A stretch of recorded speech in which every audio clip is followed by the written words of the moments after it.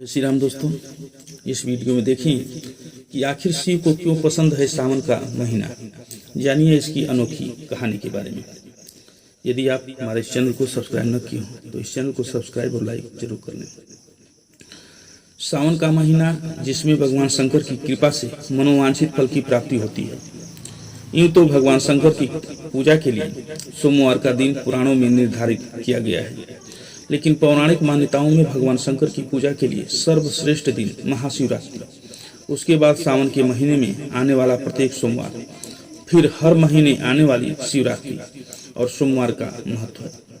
पर सावन के महीने की तो विशेष मान्यता है। आइए जानते हैं क्यों और क्या है इसके पीछे की कहानी और मान्यताएं।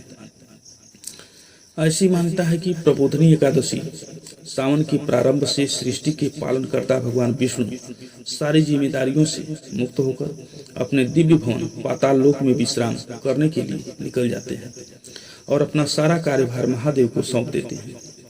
भगवान शिव पार्वती के साथ पृथ्वी लोक पर विराजमान रहकर पृथ्वीवासियों के दुख दर्द को समझते हैं एवं उनकी मनोकामनाओं को पूर्ण करते हैं। इसलिए सावन का महीना खास होता है। महादेव को श्रावण मास वर्ष का सबसे प्रिय महीना लगता है, क्योंकि श्रावण मास में सबसे अधिक वर्षा होने के आसार रहते हैं, जो शिव के गर्भ शरीर को ठंडक प्रदान करता है।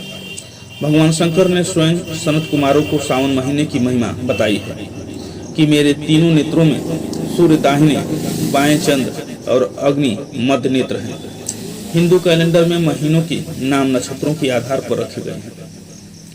जैसे वर्ष का पहला माह चैत्र होता है, जो चित्रा नक्षत्र के आधार पर पड़ा है, उसी प्रकार श्रावण महीना श्रवण नक्षत्र के आधार पर रखा गया है। श्रवण नक्षत्र का स्वामी चंद्र होता है। चंद्र भगवान भोलेनाथ के मस्तक पर विराजमान है। जब सूर्य कर्क राशि में प्रवेश करता है तब सावन महीना प्रारंभ होता है।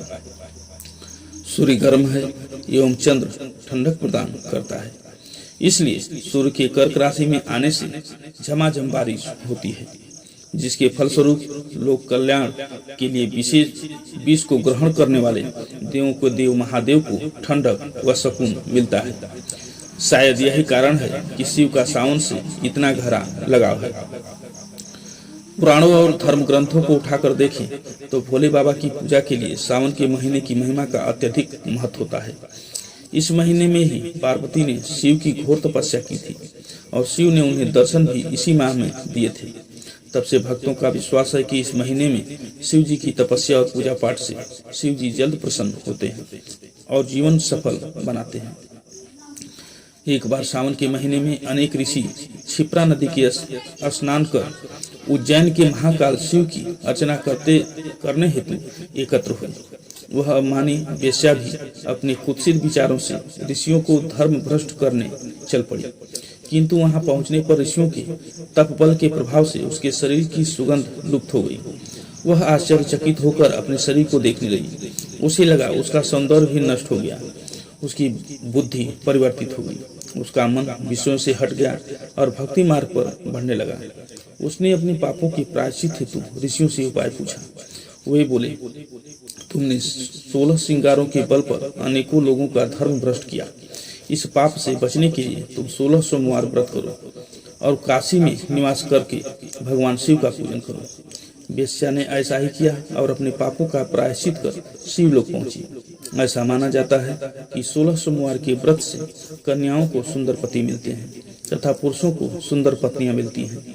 12 महीनों में विशेष है श्रावण मास। इसमें शिव की पूजा करने से प्राय सभी देवताओं की पूजा का फल मिल जाता है। जय श्री राम।